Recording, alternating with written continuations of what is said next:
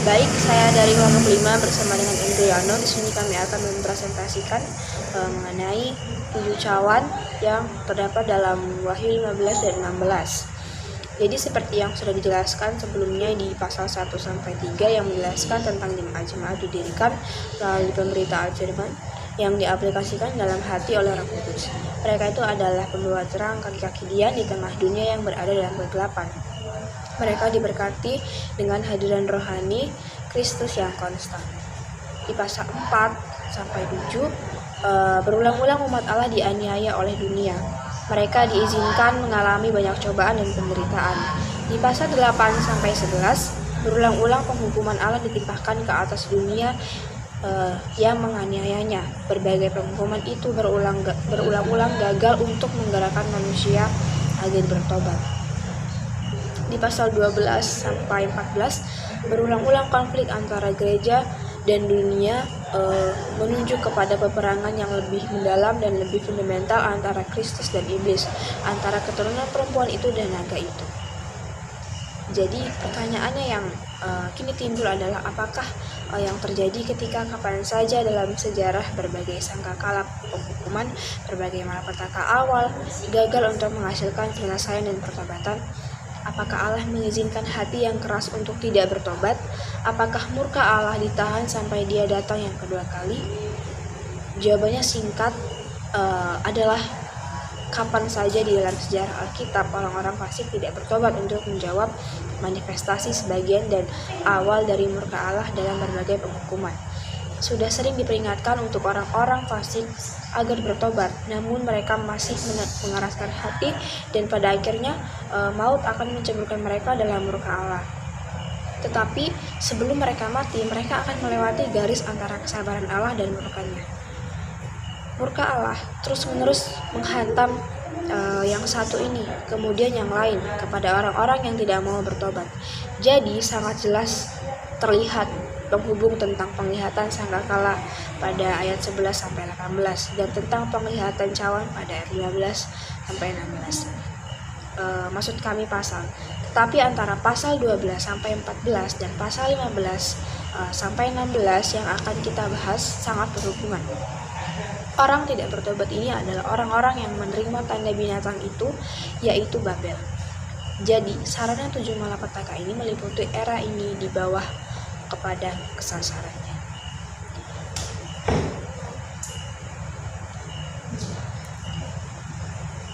Malapetaka itu adalah lautan kaca bercampur dengan api yang terdapat dalam Wahyu 15 ayat 1-4. Laut yang dilihat Yohanes adalah dari kaca bercampur dengan api. Itu melambangkan kebenaran Allah yang transparan yang dinyatakan dalam berbagai penghukuman atas orang-orang fasik. Yohanes juga melihat kumpulan para pemenang yang dengan nyaring memproklamasikan bahwa Allah memberikan kemenangan atas umatnya. Pada akhirnya, seluruh alam semesta mengikuti kebenaran dari segala putusan hukuman Allah. Sebab itu, ketika mereka atau mungkin kita tetap mengeraskan hati untuk menolak pertobatan, bukankah itu adalah kesalahan mereka sendiri? Dengan demikian, segala putusan Allah, cawan-cawan murkanya dipergerakan. Sesudah penghakiman yang terakhir itu, gereja yang menang akan melihat hal tersebut dengan jelas dan akan memuliakan Allah. Kemudian setelah itu akan ada pembukaan bait suci, Wahyu 15 ayat 5-8. Setelah gereja yang menang itu memuji Allah karena penghukumannya yang adil, lalu sang rasul pergi ke era sekarang dan melihat bait suci terbenakel, yaitu yang berisi tabut perjanjian terbuka dan menandakan murka Allah telah siap. Dari bait suci itu, keluarlah 7 malaikat yang berjubahkan lenan putih bersih berkilau, dada mereka berikat pinggangan emas. Salah satu dari 4 kerub itu memberikan ke-7 malaikat tersebut sebuah cawan yang terbuat dari emas karena dipakai dalam pelayanan Allah. Cawan-cawan itu penuh menyiratkan karakter murka Allah yang dahsyat dan sempurna. Bait suci itu dipenuhi dengan asap, suatu simbol beroperasinya kemarahan kudus Allah secara penuh dan seksama. Tak seorang pun dapat masuk ke dalam bait suci itu sampai 7 malapetaka dari 7 malaikat itu selesai, yaitu doa syafaat tidak dimungkinkan lagi karena dalam kemarahannya Allah telah menutup pintu rahmat-Nya. Oke, sekarang kita akan membahas Wahyu pasal 16. Setelah tadi kita membahas Wahyu pasal 15. Nah, di penglihatan Yohanes, pada saat itu ia mendengar suara yang sangat-sangat nyaring, yang ternyata suara itu adalah suara Tuhan yang dipenuhi dengan kemarahannya karena para pengikut iblis tidak mau bertobat. Dan Yohanes mendengar suara itu berkata, "Pergilah dan tumpahkanlah ketujuh cawan murka Allah itu ke atas bumi." Nah, dalam mempelajari ketujuh cawan ini, kita harus melihat juga tulah-tulah pada saat itu yang ditimpahkan kepada bangsa Mesir yang dicatat pada Keluaran 7 sampai Keluaran 11. Nah, ini membayangi semua manifestasi kemurkaan Allah atas orang-orang fasik di sepanjang sejarah, khususnya di Perjanjian Baru. Allah ini menggunakan sebagian alam semesta untuk menghukum orang-orang fasik dan para penganiaya umatnya yang tidak mau bertobat. Dan di Ulangan 28 ayat 16 di situ dicatat, orang-orang yang tidak mau bertobat dikutuk di kota dan dikutuk di ladang. Dan kita akan masuk ke cawan yang pertama, yaitu Tuhan menimpahkan penyakit yang tidak bisa disembuhkan untuk menghukum orang-orang fasik yang mengeraskan hatinya untuk menolak pertobatan. Dan sebelum mari kita lihat tentang Herodes, dan diingat bahwa sepanjang era ini Tuhan melakukan terus-menerus hal ini. Dan bagi orang-orang percaya mungkin dalam Kristus, yang percaya dalam Kristus, penderitaan daging bukanlah sama sekali cawan murka Allah. Untuk alasan ini kita membaca bahwa malapetaka ini hanya menimpa orang-orang yang memiliki tanda binatang itu. Selanjutnya kita masuk ke cawan yang kedua. Cawan yang kedua, Tuhan menggunakan laut sebagai alat penghancurnya. Seperti penglihatan Yohanes, ia melihat bahwa air laut berubah menjadi gumpalan darah seperti darah orang mati dan mengeluarkan bau yang sangat busuk.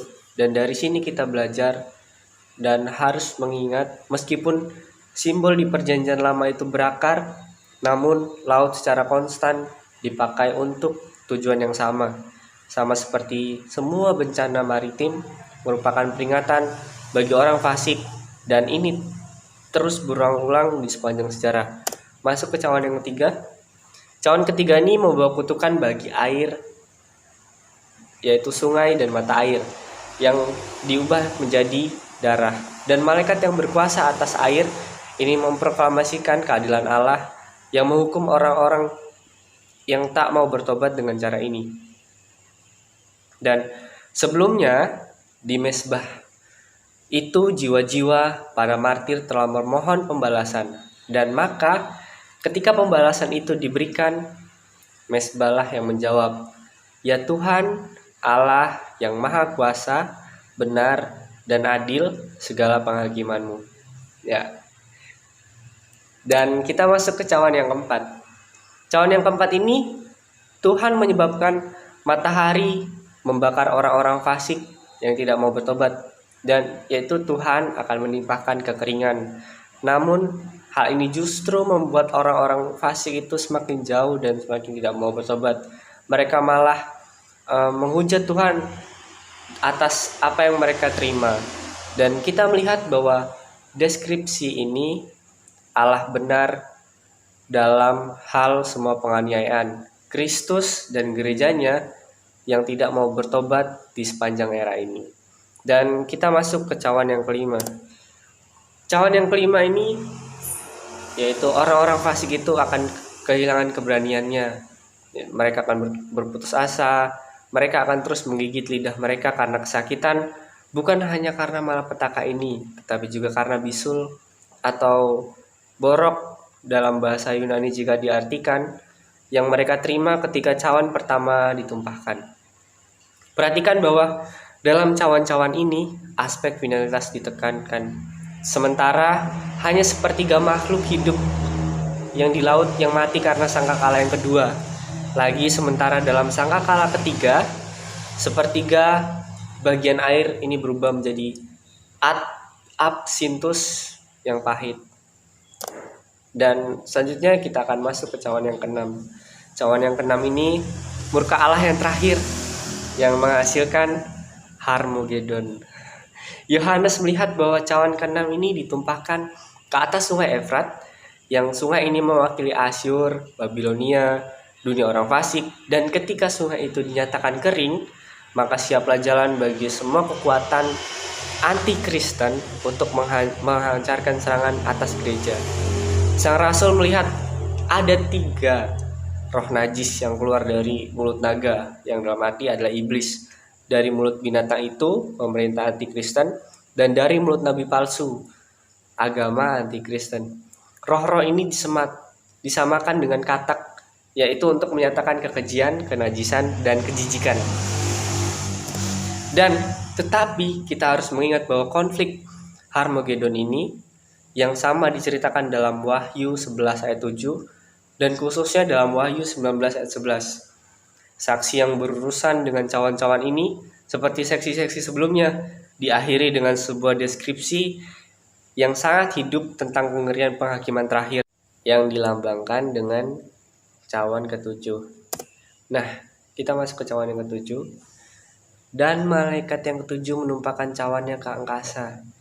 Dan dari bait suci terdengarlah suara nyaring tahta itu, katanya, "Sudah terlaksana." Nah, maka memancarlah kilat yang menderulah bunyi gemuruh, dan terjadilah gempa bumi yang sangat dahsyat seperti belum pernah terjadi sejak manusia ada di bumi. Begitu hebatnya gempa bumi itu, lalu terbelahlah kota besar menjadi 3 bagian, dan runtuhlah kota-kota bangsa-bangsa yang tidak mengenal Allah. Maka teringatlah Allah akan Babel yang besar itu untuk memberikan kepadanya cawan yang penuh dengan anggur kegemaran murkanya, dan semua pulau hilang lenyap dan tidak ditemukan lagi gunung-gunung, dan hujan es besar seberat 100 ton jatuh dari langit menimpa manusia dan manusia yang menghujat Allah karena malapetaka hujan es itu, sebab malapetaka itu sangat dahsyat. Dan di Wahyu 16 ayat 17 sampai 21, "Lihatlah, aku datang seperti pencuri, berbahagialah dia yang berjaga-jaga dan yang memperhatikan pakaiannya, supaya ia jangan berjalan dengan telanjang dan jangan kelihatan kemaluannya." Itu ada di Wahyu 16 ayat 15 sampai 16. Jadi, kesimpulannya adalah Tuhan kita Yesus Kristus adalah Tuhan yang penuh kasih dan juga adil. Ketika Tuhan menunjukkan kasih-Nya dengan masih memberikan kesempatan orang-orang untuk bertobat, namun tidak semua orang dapat bertobat, disitulah Tuhan menutup pintu pengampunan bagi orang-orang yang bebal dan fasik. Dengan berbagai malapetaka, Tuhan menghukum orang-orang fasik sampai pintu pengampunan itu sudah tidak ada lagi bagi orang-orang yang tidak mau mendengar nasihat Tuhan, dan pada akhirnya umat-umat Tuhan yang selalu setia kepada Tuhan bahkan rela dihukum atas namanya, pada akhirnya bersorak-sorai atas kemenangan mereka di dalam Tuhan.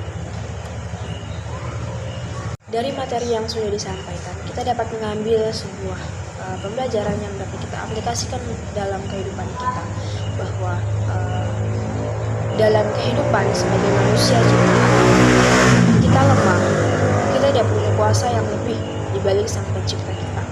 Sebagai makhluk ciptaan, kita sepatutnya tunduk pada Sang Pencipta, bukan malah menentang.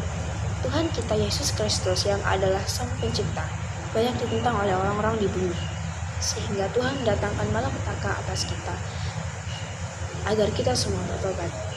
Kita tidak boleh jadi sama seperti orang-orang yang tidak percaya, yang mengabaikan segala malapetaka dari Tuhan. Sebab orang yang demikian adalah orang-orang fasik yang tidak akan mendapat ampunan dan akan binasa.